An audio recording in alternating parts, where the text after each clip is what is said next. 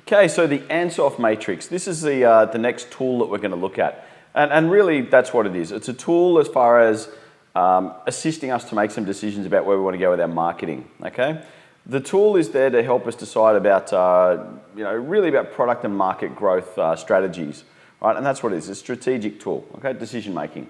The idea is that it tries to guide us about whether we want to attempt to grow or how we're going to grow our business, depending on whether we want to enter a new market or start to service our existing market and the different opportunities that are presented to us that we can take advantage of. So really what we're trying to get out of this is to have a bit of analysis. Do we want to go into somewhere new? What do we want to do? And come up with some sort of growth strategy for our business. Right? And that's what it is, growth decision tool. So we start to think about, well, what are our objectives is the first thing, okay? So what are we trying to do with our organization? And the first thing is, do we want to extend, do we want to expand, or just change the existing business? We can start to think about whether we want to penetrate into a new market or consider our existing services and our existing products and start coming up with where to from here. Do we want to go to a new product or service for an existing market? Do we want to go into a new product or service for a new market? Really, what's it going to be? So we can look at our current products, we look at our new product potential, we look at going to a new market, or we look at dealing with our current market. So the first thing we need to start thinking about is, is it going to be a case of market penetration? In other words, we're going to sell the current market, the current products. In which case, what we're really going to start thinking about, depending on which way we want to go, is the growth strategy is, concentrating on that element. What we're looking to do is to start thinking about competitive pricing, to try and price out our competitors, our advertising, our sales promotion, and possibly more resources to direct selling. Okay, so in that case, what we've looked at is we've looked at our products, we've thought, well, okay, we want to maintain the current market, we want to maintain the current products. Okay, if that's what we're going to do, then we need to start thinking about how we're going to market that. And the way we're going to market that is by really starting to get into our personal selling, because we're already there, and start thinking on our pricing strategies to be more competitive, possibly, than other people that we're dealing with in that space. The next one is to start to consider doing some market development, which is where we're going to take a current product, but take it to a new market.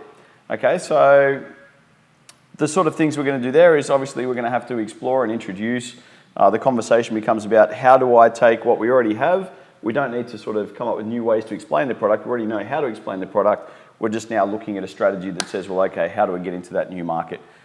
Which obviously, if we've done market trends and development, we'll understand, what the best approaches are there. Another choice is to try and consider, well, if we're already in the current market, we've already got existing products that service that, well, maybe we need to go into the avenue of product development. So in that case, what we're looking to do there is introduce a new product into an existing market. Obviously, you've got to go 3 or 4 Ps, design your product and come up with all those concepts, but you already know who your target market is, you know your segment well, and now you're just developing something else for those people. It may, though, require the development of new competencies or new skills, or develop or modify products to suit that market. Okay, so what you're trying to do is it's the all new, improved version, whatever it happens to be, to your current bunch of people. The advantage there is obviously, as I say, you already know who these people are. So coming up with a new product, you've already got an existing brand, people know who you are. You don't need to reintroduce yourself. You're just introducing a new product, which makes life pretty easy. We also have the option of going into diversification, and that's where it gets a little more complicated again. We might look at our current products and say, yeah, they're working or not. We might already be fairly saturated in a market. Now we want to come up with a new product for a new market, and this is probably the more challenging one because now we're going to diversify out. Obviously, it's a risk offset. If anything happens to our current market, we've got a new market that we can operate out of, but it is more risky because we're going into an area we have no experience of. Okay, it is a new market, so we don't know who these people are, and we have a new product that we haven't necessarily used before, so that can create a few issues for us in that it is new. So when we get to that point, we need to think about what do we want to gain from that. Okay, so is it to try and offset risk from somewhere else? Is it to expand our markets and expand our interests? But this one's the safest, easiest because I've already got a current market with a current product. I'm just trying to sell more of it to that market and get a bit of depth. I can come down to here and come up selling my current my current product to a new market, which is really developing my marketplace. I can come up to this position where I'm developing products, where I'm sort of thinking, well, I've got a current market that's working well, they just need a new product, let's take it there. Or I can do the other one, which is really getting into diversification, which is probably the most risky there. However, it can yield some interesting rewards. Might also be a great testing ground if we have a new product we want to develop. We don't want to push it into our main market.